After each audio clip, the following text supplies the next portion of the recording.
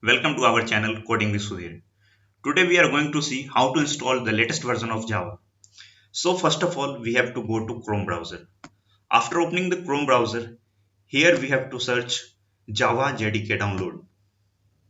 Thereafter here you can see that Oracle is the website. The Oracle is the company which makes the Java software. Here you have to go into the Java downloads. Thereafter for downloading the Java you have to scroll up. After scrolling up you could see that here how to download Java is showing here. So by default for the Linux operating system, here we can download Java, but we have to generally download for Windows. So here we click on Windows. After clicking on Windows, we have to download the installing file. So here is different installing file. It is zip file, .exe file and bin.msi file.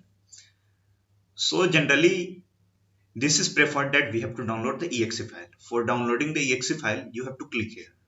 After clicking here, you could see that the file downloading has been started. I have already downloaded this file as you could see here. So I am stopping this download.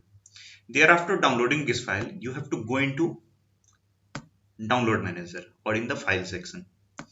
After going into the file section, you have to open this file or run this file. As you could see that this is taking some time. Be patient.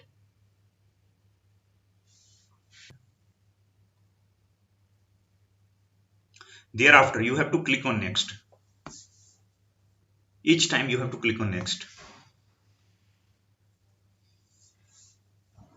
The installation process has started and it is copying the new files.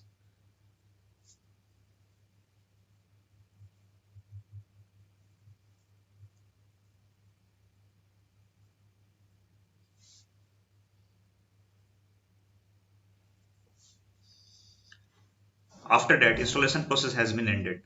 So here you have to click on the close menu or you have to cut from here. Before closing the video, I am here to show you some important thing. First of all, I am going to show an important point that the latest version which you are downloading is Java 20.